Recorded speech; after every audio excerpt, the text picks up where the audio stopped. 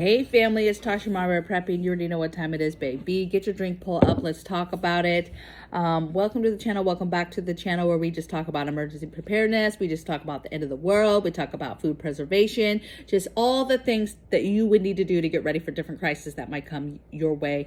Really, I just talk about what me and my family do, and hopefully that will help spark some ideas for you. Now, let me tell you about family. So I actually had no clue what I was going to do a video on today at all. I just kind of was stuck. I was just drinking my coffee. I really was just stuck in video land, watching other people, other content creators, seeing what they were doing. Obviously, I can't bite on them. I can't, just be doing that. We all talk about the same stuff, but I can't do it on the same day people are talking about stuff, right? Sometimes we talk about the same stuff on the same day, but you know what I mean, right? There's got to be some kind of respect there. So I'm stuck. I'm like, I just don't really want to know what to, I just don't know what to do, right? And so kiddo comes in and he's like, what you doing, mama? Oh, you haven't done your video yet? Oh, what are you going to do? And every time I'm stuck, he says, well, let me help you, mama. You need to talk about food. Because every single time he's like, your best videos are on food. You talk well about food. He goes, we already know food is so important. Let's talk about food. And I kind of was like, food again, same old, like, I just like sound like a broken record. Like I said, what can we possibly talk about food again that we haven't talked about before? And he's like, well, we got to keep saying it because it's super important. I said, okay, sir, help me out with this then, right? I was like, what's the thumbnail? It's got to be good because these folks say they don't like fear mongering, but they like to be scared. They like to be like, this is why we're doing this, because of this, right? This is what we're preparing for. He goes, empty shelves. We're preparing for shortages, empty shelves. I said, okay, bet. Now, I'm going to tell you, this kid, 13 years old, basically formatted this entire video for you guys today. Everything from the thumbnail, from the, he's like, make sure you get a good picture of empty shelves at the grocery store. He goes, do empty shelves. I said, something about empty shelves are coming, something along those lines. This is how you prepare. I said, okay. So I'm like, okay, but now what? What are we going to talk about? What are we giving the people? What are we teaching them, Kai, that we haven't already taught them 1,000 times, right? Because he's just like, we got this. And so this is his list. This is Kai's list for you guys, okay? So that you can get into the importance of food, okay? And so how do you prepare for the day when you walk into the grocery store and there's empty shelves? Now, I know there's times that we've all walked into the grocery store and it's been empty. When COVID popped off, that was a time when I seen there's no food on the shelves. Other times it's like, hey, a storm's coming through, a hurricane's coming through, something's coming through, right? And the shelves get cleaned, right? That's a normal thing because once that tornado passes, hurricane passes, whatever passes, storm, few weeks later, right, to a month, those shelves are restocked again, right? You can go back to the store and be able to get stuff, right? Okay, so we're talking more like, no, how are you preparing for long term when those shelves are empty and they're not coming back? Okay, so this is what the kiddo said. He said, first thing is to stockpile. Stockpile. I said, oh, kind of like a squirrel, like I talked about on the other video yesterday or the day before. I talked about being a squirrel and just grabbing everything. Stockpile. And he said, yeah, and he goes, you don't need to be balling out of control to do this. He goes, you just go to the store, go to your, when you're going to your normal grocery stuff and just grab a couple extra cans of something. Maybe it's corn this time, maybe it's pasta next time. He goes, that stuff adds up real quick. He goes, I watch you, mama. You just get a couple things here and there and the stuff adds up. So he's like, you do not have to be balling out of control to do this. You could do this, a couple cans at a time and just let it add up. I said, okay. He said, you can hit sales. He goes, you can do bulk. He's like, you think about staples and the basics. He goes, but you don't have to be balling out of control to be able to stockpile. He goes, but the very first way you prepare, your first line of defense is stockpiling food. Get food, period. Point blank, baby, get food. Second thing he said was grow it. Learn to grow food, right? Learn how to garden. He said, get your kids involved, get your family involved, see what kind of food you guys like, grow those foods, learn how to grow those foods, start a garden. Boom. Okay. Money. Next thing he said was raise food. I said raise food. He said make animals or have animals is what his wording was. So raising animals, chickens, other birds, ducks, raising your turkeys for Christmas and Thanksgiving, having rabbits. I mean, there's a lot of small, low-level stuff you can get. Goats, cows, pigs, whatever it is that you want to get, some donkeys, like we want some donkeys one day, you know, just whatever it is that you want to get, raise animals, raise food, ensuring that if you're going to raise animals, you have a boy and a girl so that you can always breed and you can, I know there's a fancy name. There's like, you know, I'm not as smart as you guys. There's an actual, and I know somebody's going to say it in the comments of what it's called to raise animals, right? To breed animals, to raise animals. Super important on any level. Okay. Even on a small level, this is important. Okay. It could be bunny rabbits. It could be obviously chickens, quails, ducks. I mean, there's 1,000 pigeons. I don't care. But raising animals and raising them and having the ability to breed them and to continue the cycle of continuing to have meat and eggs and milk and all the things, right? Super important. That's how you prepare for the future of not being able to go to a grocery store and get stuff. Next thing he said was, okay, so this is one. Let me just see if any of these. Nope. The rest is him. So this was mine because we had a whole conversation. I said, learn how to forage. He's like, oh, but what's forage? As soon as I explained it to him, he was like, oh yeah, forage, like what we do in the backyard when we were pulling up all the different weeds and we were using them for medicinal purposes and stuff and making medicine out of it. I said, yes. We were pulling up the nettle. We were pulling up the dandelions, right? I said, exactly. I said, being able to identify there's food, possibly even food that nobody had, that God grew, right? Things that people identify as weeds, wild onions, wild tubers, potatoes. He's like, yeah. I think being able to identify that, see it. He goes, yeah, so you don't poison yourself. You can't just be eating any kind of berries or whatever. You might kill yourself. I was like, exactly. You have to be able to know how to forage and identify plants. And that is going to help you survive if you are able to get fresh greens and see stuff that will be able to help you, whether it's medicinal or eating it. Next thing he said was fishing and hunting. He goes, yeah, what about fishing and hunting? Learning how to fish, learning how to hunt, having the tools to do that, right? And knowing how to do it. At least go a couple times and know the basics. Hunting's a little bit more extreme because one, you have to have the right tools, right? But you have to know how to do it. It's a lot of patience, but there's way more involved. You know, you've got to take down the animal. You've got to skin it, gut it, prepare it, preserve it. That's a very, very long hard process. That's not the easiest, right? The way you do that is with a team, right? Who is the person that's great at skinning? Who's the person that's great with gutting it without getting you guys sick? Who's the person that is that is good at the hunting stuff? And this could be low level stuff. This could be low level trapping, homemade do-it-yourself trapping, but that whole world, one of my favorite books I have is a trapping book. And it goes into actual traps and different actual traps, but it has a bunch of primitive, very low level, easy with sticks and stones and different things of how to just trap small game, right? And so fishing and hunting is what he said. Next thing he said was, okay, so he said bartering. He said trading. How do you have the ability to trade food? I was like, well, if you are raising animals, for example, you're going to have the ability to do that. If you're breeding them and now you have something that is tradable. This is what I thought was very interesting about what he said. He goes, yeah, but I'm not just talking about trading anything like you stockpiled or you preserved food. You got your canned chili and you're going to trade it for something. He goes, I'm talking about renewable trades. You guys, he's 13 years old.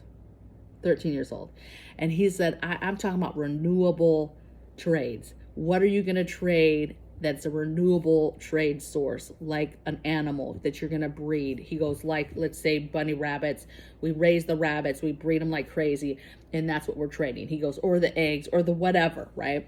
And this is what he said that was interesting also, is trying to find something that's unique, that not everybody and their mother is maybe going to have. It's very easy to get maybe backyard chicken, eggs, whatever.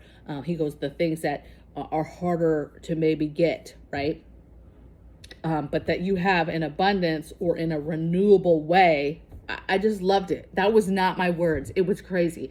Obviously, he's my son. Obviously. So smart. So anyway, I love that. He said, identify your food trade. Renewable is what he his actual words. Then he said, learn how to hide in plain sight, right? So he goes, you have to be able to hide your stuff. He goes, look, Mama, we have a lot of food. You can't tell. You walk in here, there's nothing. Everything is put up under beds, hidden behind things, inside stuff that you would never think has food in it, but it has food in it. He goes, you just got to hide stuff and put it away and not let people see. He's like, you cannot let people see what you have, which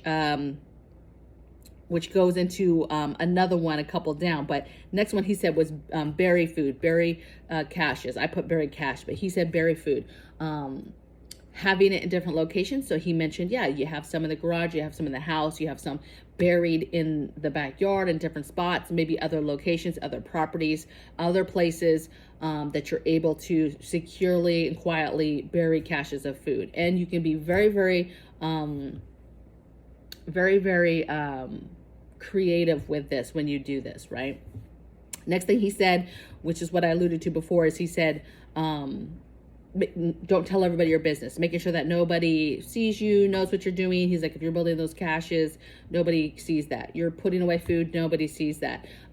So basically OPSEC, don't tell nobody your business. He goes, don't be telling people you have 2 years of food. He's alluding to that show. If you haven't watched American Blackout yet, you've got to see it. It's on Rumble and it's free. It's called American Blackout. And during that, there is a prepping family in that show, and they bring on the girlfriend's boyfriend, and there's a spot where he's telling the neighbors that they don't know that they have 2 years worth of food. And so he's alluding to that. He's like, yeah, don't be telling people you got 2 years worth of food, right? So just insanity, right? Do not tell people what you have, okay? Next thing he said was learn how to cook with less stuff, right? He goes, I think his words was, you got to learn how to cook less things, right? And I said, you mean less ingredients, less food. There's no need to have all this food. You make very easy meals. And he's like, yeah. He's like, yeah. Now I'm going to tell you, he's like, yeah, we could live on ramen every day. Now he's not totally, lying, right?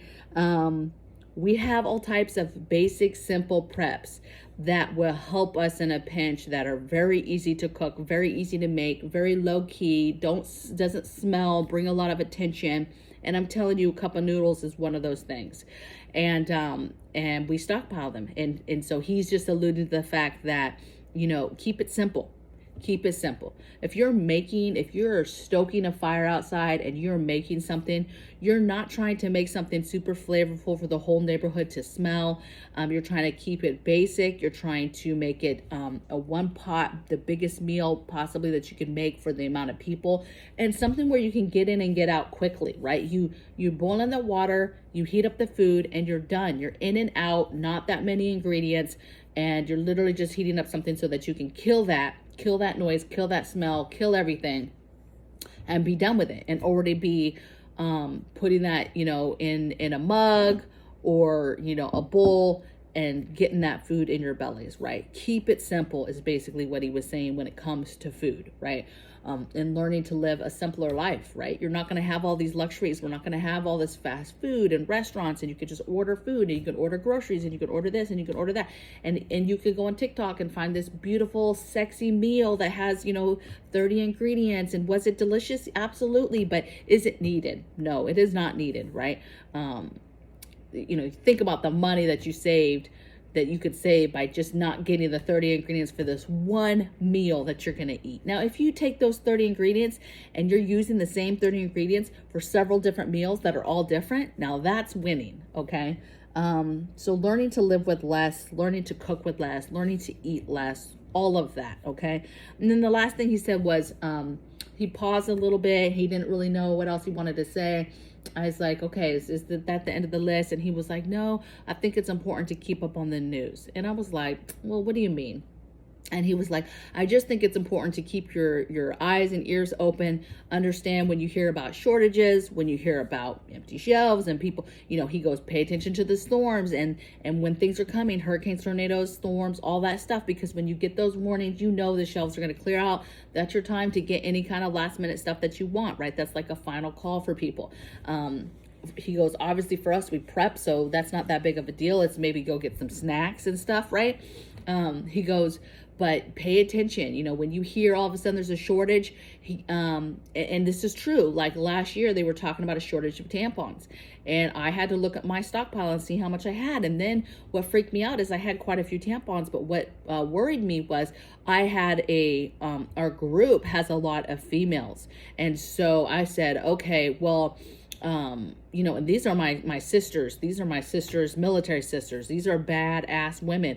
But they have daughters, right? And so females. And so I started thinking like, okay, I actually need way more in my stockpile for my tribe that will be here. And so, you know, I stockpiled. So he has a good point of paying attention, keeping your ear out there when you hear us about stuff. Hopefully you're preparing so that when you hear about that stuff, it's not the end of the world. You're like, okay, there's a shortage. I'm not going to freak out because I've already stockpiled that. But if it ends up being something that you don't have stockpiled all the way up, or you are hearing concerns that there's going to be shortages, especially if you're listening to economic stuff where you're getting the jump on some shortages that they think are going to happen in the year to come. So maybe you're not feeling it yet on the shelves. And so you're truly getting that. I mean, that's what we do here is you're preparing for the future. And so you're trying to see and understand things that are going to happen so that you can prepare for them. And it's no different. If you're paying attention to shortages, you're paying attention to different stuff, then you're able to then, you know, change and shift to ensuring that you have those things in your stockpile. Okay. So this is the list, right? This is the kiddos list. This isn't my list. He came up with these. He came up with the content idea for today's video. I hope you guys enjoy it. I hope this gives you guys some ideas of what to do. If you're on Patreon, I'll see you guys a little bit later. We're going to be doing a live on Saturday for that channel. Things are going well over there.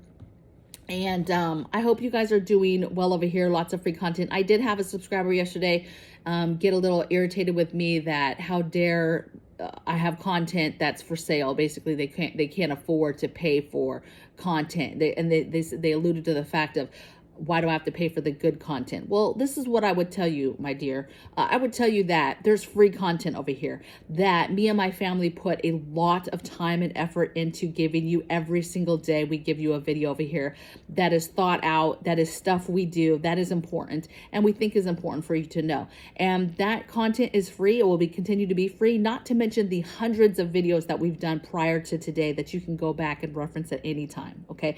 Literally can put in Mama Bear Prepping and then put in the topic that you're looking for, and the videos will come up, okay?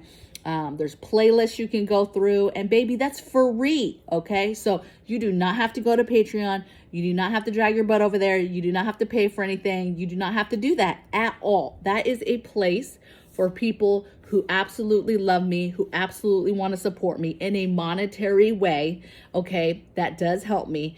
And over there, I go a lot deeper. And not to mention deeper, but it's stuff I can't talk about over here in the first place. So baby, you're not going to get that over here ever anyway, because it's stuff that I will be heavily censored for and shut down for, and I can't discuss it over here anyway, okay? So stay over here where the free stuff is and have a beautiful day. So you guys stay well, be kind. Hopefully that was kind enough. Maybe not. I maybe need to work on it. I don't know, you guys. I'm a person just like you. I'm human. And I hope you guys have an awesome day, and I'll see you guys tomorrow on the next video. Bye.